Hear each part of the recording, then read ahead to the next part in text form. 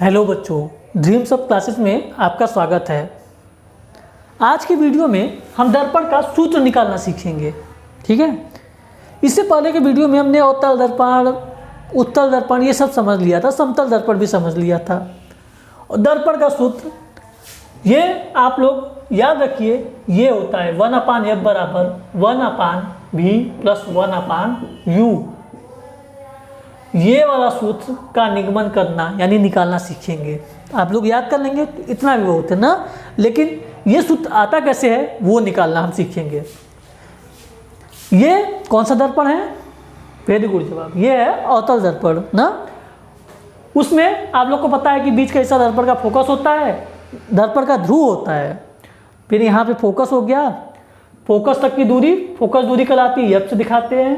और सेंटर से फोकस तक की दूरी भी एफ होती है, यानी वक्रता केंद्र से फोकस तक की दूरी भी एफ। और वक्रता केंद्र से दर्पण के ध्रुव तक की दूरी वक्रता त्रिज्या कहलाती थी, आर से दिखाते थे। इसीलिए कहते ना आर बराबर 2f, कहते ना। तो ये पूरा आर है तो आर ये 2f के बराबर है, एफ प्लस एफ बराबर 2f ना। ये सब समझ गए आप लोग। अब एक वस्तु यहां पे खड़ी है, प्रतिबिंब बनाना तो आप लोग सीख ही गए हैं कि कैसे प्रतिबिंब बनेगा ना। अच्छा, ये वस्तु खड़ी है तो हम हर दूरी लेंगे दर्पण के ध्रुव से। कहाँ से लेंगे? दर्पण के ध्रुव से दूरी लेंगे ना। और एक और चीज याद रखिएगा, अब भाई इसी समय सुन लीजिए ना। जैसे एक कोई अक्ष होते हैं, 4 अक्ष इसमें दिखा दिए, तो इधर वाली साइड, इसके इधर वाली साइड क्या होती है? प्लस में लिया जाता है। कहते हैं ना राइट साइड हमेशा प्लस में रो ना। तो ऐसे दर्पण का ध्रुव इसका ये बीच वाला सेंटर पॉइंट ये हो जाएगा ना, इसी से नापेंगे। इससे ऊपर जाते हैं तो भी प्लस लेते हैं, क्योंकि कोई आगे बढ़ता है तो कहते हैं ना सही है, धन अर्जित कर रहा है, प्लस में है ना वो। और नीचे जाता है तो माइनस में, और लेफ्ट की तरफ गया तो माइनस में चला गया। समझ गए? मतलब राइट की तरफ जा रहा है तो प्रगति कर रहा है ना, बढ़िया आदमी है। राइट मतलब एक सही भी होता है ना। ठीक है, राइट की तरफ गया प्लस में, ऊपर गया प्लस, बाकी उसके अपोजिट गया माइनस माइनस। चिन्ह आप समझ गए, इसका यूज भी इसी में बता देंगे, आगे के सवालों में भी यूज हो जाएगा ना। चलिए, ये फार्मूला में लाना है यहाँ पे। आपकी अर्जुन की निगाहें यहाँ पे होनी चाहिए। ठीक है, तो ये वस्तु खड़ा है, वस्तु का इसी ध्रुव से, हमने कहा था ध्रुव से ही दूरी लिया जाएगा, वही स्टार्टिंग पॉइंट है। तो यहाँ से यहाँ तक की दूरी को हमने मान लिया है u। वो खड़ा है, तुम खड़े हो, u ना। ये व्यक्ति खड़ा है तो ध्रुव से वहां तक की दूरी को हमने u ले लिया। अब जहां प्रतिबिंब बनेगा उस प्रतिबिंब की दर्पण के ध्रुव से तक की दूरी को भी ले लेंगे। समझ गए इतना? अब ये एक प्रकाश मुख्य अक्ष के समांतर गया, मुख्य अक्ष के समांतर गया है तो कहां से होकर जाएगा? वेरी गुड जवाब, फोकस से होकर जाएगा। और जो सेंटर से यानी वक्रता केंद्र से होकर जाएगा वो उसी दिशा में वापस लौट आएगा। वेरी गुड जवाब। ये दोनों लोग यहाँ पे काट दिए हैं तो ये प्रतिबिंब बन गया। वस्तु बड़ी थी, प्रतिबिंब छोटा बना ना। चलिए, यहाँ पे आपको कई सारे त्रिभुज दिख रहे होंगे। ये एक ये त्रिभुज दिख रहा है, एक ये त्रिभुज, एक ये त्रिभुज, एक ये त्रिभुज। ये वाला त्रिभुज नहीं दिख रहा है ना। तो चलिए यहाँ से एक डॉटेड लाइन खींच देते हैं लगभग पास में। अब त्रिभुज बन गया ना। अब हर जगह का नाम लिख देते हैं कुछ, जैसे चलिए इसका नाम ए दे देते हैं, इसका नाम बी। ठीक है, और ये प्रतिबिंब बना है ए का तो इसको ए डैश कर दिए, इसको बी डैश कर दिए।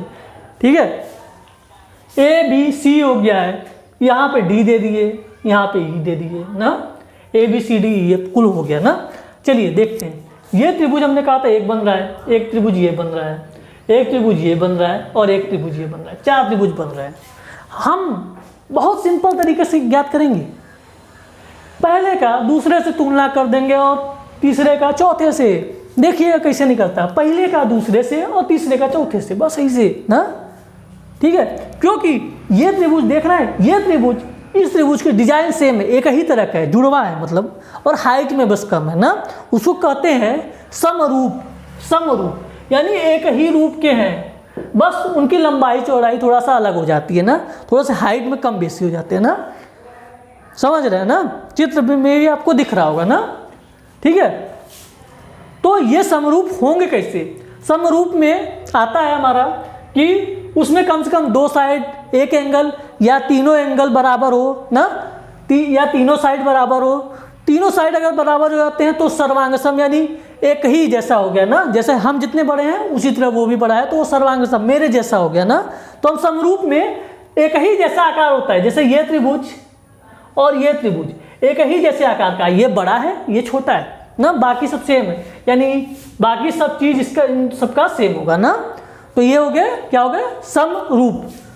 ठीक है, तो आप लोग को बस इतना याद रखना कि ये समरूप है। कैसे समरूप है, ये वाला कोण और ये वाला कोण दोनों बराबर है। क्यों बराबर है, क्योंकि एक सीधी लाइन को एक तिरछी लाइन काटती है तो ये कोण और ये कोण बराबर होते हैं। ये कक्षा 9 में हमने पढ़ चुका है ना। तो ये कोण बराबर है, हमें बस कहना कि समरूप है। लेकिन आप लोग को बता दे रहे हैं कि कैसे समरूप है। ये कोण बराबर, ये 90, ये भी 90 ना, 2 कोण बराबर हो गए। तीसरा कोण ये वाला हो गया, ये वाला हो गया, ये दोनों भी बराबर हो जाएगा। 2 कोण बराबर होता है, तीसरा अपने आप बराबर हो जाता है। किसी भी त्रिभुज में देख लीजिएगा, और यही तो तरीका होता है ना। अब बताइए, एक 90 है, दूसरा 40 है, तो तीनों का योग 180 आना चाहिए, तो तीसरा अपने आप 50 आ जाएगा ना। किसी में भी 2 कोण बराबर तो तीसरा अपने आप बराबर, उसमें तो कोई दिक्कत नहीं है। ठीक है, तो ये वाला और ये वाला समरूप है। तो अब हम लिख देंगे त्रिभुज ABAC लिख देते हैं, जहां 90 बनता है उसका नाम लिख देते हैं BAC, तथा त्रिभुज CA'B' समरूप त्रिभुज है ना। जब समरूप दिखा दिए तो समरूप का फायदा उठाएंगे। अब देखिए, ये वाला खड़ा वाला और इसके खड़े वाले दोनों को बटे में लिखेंगे, इसीलिए समरूप दिखाए हैं कि समरूप दिखा दिए तो अभी हमें ये मिल गया कि एक ये वाली भुजा बटे ये वाली भुजा बराबर ये वाली भुजा बटे ये वाली भुजा, ये फार्मूला मिल जाता है ना। तो ये खड़ी वाली और इसका खड़ी वाली AB बटे A'B' बराबर AC बटे A', समझ गए। AB बटे A', बराबर AC बटे A'। कितना आसान ना। हाँ, वेरी गुड। अब बताइए AC यानी यहां से यहां तक की दूरी कितना निकालेंगे, कैसे निकालेंगे। हमें पूरी दूरी U पता है ना, पूरी दूरी U पता है, और यहां तक की दूरी 2F। देख लीजिए, एक बार ध्यान से देखिएगा, ये हम वो चित्र को बना रहे हैं, पूरी दूरी U है ना, और यहां तक की दूरी 2F है ना। F और F, 2F, कहां से, शुरुआत से लेके यहां तक की दूरी। और हमें कौन सी दूरी निकालनी है, AC का मतलब है ये A है और ये C है, इतना दूरी। तो इतने में से इतना घटा देंगे तो ये दूरी आ जाएगी ना, पूरे में से इतना घटा दिए तो ये बची हुई दूरी निकल गई ना। ठीक है, अब समझ गए AC का मतलब। तो AC बराबर हम लिख सकते हैं, क्या लिख सकते हैं, AP माइनस PC ना, AP minus PC, AP minus CP कर दीजिए। चलिए, CP PC दोनों एक ही मतलब है, फिर AP माइनस PC कर दिए तो ये वाली दूरी आ गई, ऊपर वाली दूरी AC आ गई ना, बटे नीचे ये वाली दूरी है। बताइए, ये वाली दूरी उसी तरह दिमाग लगाइए, कैसे निकालेंगे आप। अब आप बताइए, यहां से यहां तक की दूरी वैसे भी है, ये भी हम कहे थे ना, वस्तु का प्रतिबिंब जहां बनता है वहां तक की दूरी भी। चलिए, भी ये वाली दूरी पूरी भी है, हमें निकालना है ये दूरी। तो भी में यहां तक की दूरी 2F है, 2F में से भी घटा दी। इसका भी देख लेते हैं इसी तरह, इसी के सामने चित्र बना रहे हैं। चलिए बताइए, यहां तक की दूरी हमने कहा भी है, और यहां तक की पूरी दूरी 2F है ना, और हमें ये वाली दूरी निकालनी है, तो 2F में से भी घटा दे, हो गया। तो इसको भी उसी तरह से क्या लिखेंगे, CP माइनस AP। ठीक है, इसमें लिखे थे AP माइनस CP, और इसमें लिखेंगे CP माइनस AP। कितना आसान है, इधर से शुरू किए, CP minus AP minus CP कर दिए तो ये वाला आ गया, और इस ये वाला निकालना है तो हमने कर दिया CP माइनस AP, तो ये वाला निकल गया आसानी से। ठीक है, अब देखिए AP का मान हमने कहा है U होता है, और किधर है, हमने कहा था इधर ही एक लाइन खींच देते हैं, इस तरफ जो भी रहेगा माइनस में रहेगा, तो ये u वाली दूरी माइनस में आ जाएगी, माइनस u। सी से लेके p तक की दूरी 2f, f 2f, ये भी माइनस में ना, तो माइनस पहले से चिन्ह है और ये -2f इसका आया है, यहाँ तक कोई दिक्कत नहीं होगा आपको, ठीक है। अब नीचे CP की दूरी हमने कहा है कि -2f, और AP, A और P तक की दूरी भी हमने कहा है वो भी माइनस में, यहाँ तक आपको कोई दिक्कत नहीं है। अब चलिए माइनस को अंदर ले जाते हैं, तो माइनस माइनस प्लस बटे -2f प्लस भी, AB बटे A डैश B डैश, समीकरण नंबर 1। पहला वाला सॉल्व हो गया। अब देखते हैं 3 और 4 की इसी तरह तुलना करेंगे और सेम तरीके से लिखेंगे ना। क्या लिखेंगे, यही लिख देते हैं।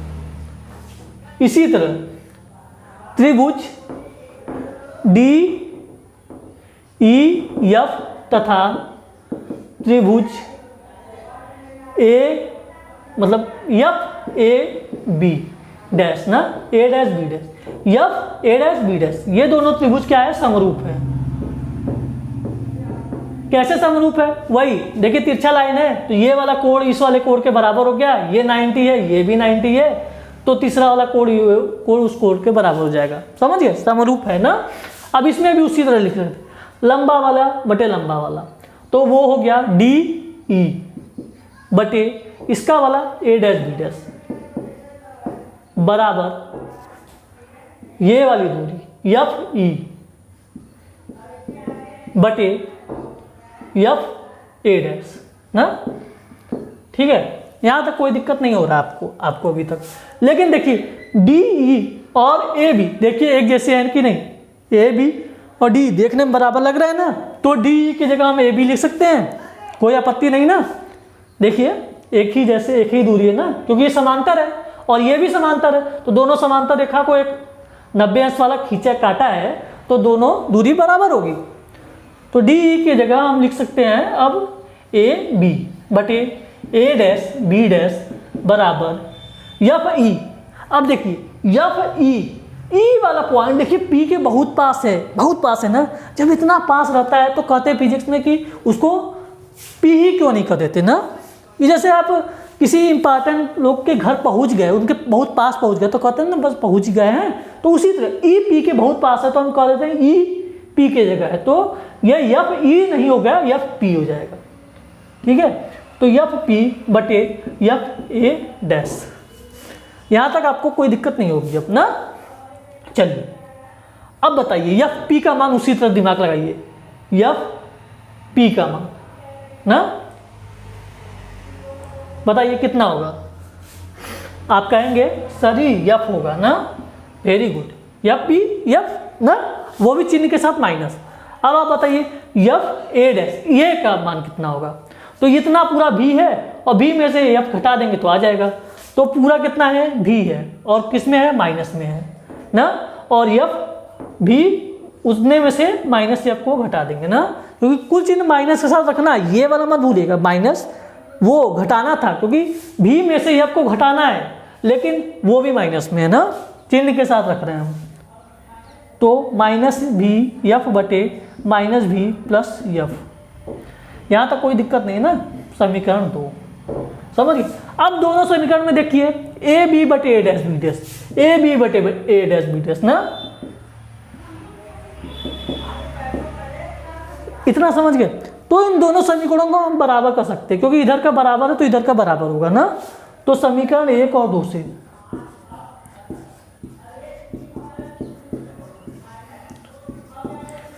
दोनों को बराबर कर दिए, तो इधर वाला और इधर वाला बराबर होंगे। तो इससे क्या आ जाएगा, -U प्लस 2F बटे -2F प्लस V बराबर -F बटे -V प्लस F। चलिए गुणा कर देते हैं ना, अब चिन्ह सही है। तो -U प्लस 2F में पहले -V का गुणा कर दिए, ठीक है, प्लस फिर F का गुणा भी इसी में कर दिए। इसी तरह गुणा होता है ना, हाँ आप लोग तो पढ़ चुके हैं पूरा। और इस माइनस एफ का इस 2f प्लस बी में गुणा हो जाएगा। चलिए गुणा करते हैं, minus minus plus, V U minus 2f भी minus F U plus 2f square बराबर minus 2f square minus F भी। यहाँ तक कोई दिक्कत नहीं है ना? ठीक है, माइनस एफ में माइनस 2f प्लस भी का गुणा करना था ना। हाँ, तो ये माइनस माइनस प्लस हो जाएगा। ठीक है, यहाँ तक कोई दिक्कत नहीं है। अब देखिए 2f स्क्वायर से 2f स्क्वायर कट गया। अब बताइए क्या क्या बचा? यहाँ पे u भी बचा, 2f भी ये है और ये f भी इधर आएगा तो प्लस हो जाएगा और एक जाएगा तो यहाँ पे माइनस f भी बचेगा, माइनस f। गणित तो आप लोग का तेज है ये, यहाँ तक आप लोग को कोई दिक्कत नहीं होगी ना, ये वाला लाइन तक। अब क्या करते हैं, इसी में u भी f का भाग दे देते हैं ना। चलिए अगली लाइन कहाँ लिखे, यहीं लिख देते हैं। तो दोनों तरफ अगर बराबर के दोनों तरफ एक ही संख्या का भाग देते हैं तो कोई अंतर नहीं पड़ता है ना। इधर भी भाग देते और बराबर के उस तरफ भी तो कोई अंतर, इसीलिए दोनों तरफ u भी f से भाग देने पर, u भी f से भाग देने पर दोनों पक्षों में, तो u भी माइनस f भी माइनस f u बटे u भी f बराबर 0 बटे u भी f। 0 में u भी f का भाग देंगे 0 आ जाएगा। अब ये तीनों में अलग अलग कर देते हैं, u भी बटे u भी f माइनस f भी बटे u भी f माइनस f u बटे u भी f बराबर 0। अब देखिए u से u कटा, v से v कटा, यहाँ पे 1/f आया, माइनस f से f कटा, v से v कटा, यहाँ पे 1/u आया, f से f कटा, v से v कटा, और यहाँ एक जगह पे v आएगा एक जगह u आएगा ना। कहाँ गलती हुआ है बताइए आपको? यहाँ f भी है और ये यहाँ f u है ना। हाँ, तो यहाँ पे v आ जाएगा। ठीक है, बताते नहीं आप लोग ना। तो यहाँ से फार्मूला क्या बना है, 1/f बराबर, अब बराबर के उस तरफ u और v को ले गए तो ये फार्मूला हमारा बन गया। समझ गए? देखिए फार्मूला हमारा आ गया। कितना आसान था ना। क्या किए, इस त्रिभुज को इस त्रिभुज के बराबर किए, इस त्रिभुज को इस त्रिभुज के बराबर किए, दोनों में से ए बी को नहीं छुए और बाद में ए बी के सामने वाले को इन दोनों को बराबर करके माना गया। लास्ट में यू बी एफ से भाग देना पड़ा था ना। कितना आसान भाषा में आप लोग समझ गए। ठीक है, वीडियो अच्छी लगेगी तो लाइक कर दीजिएगा।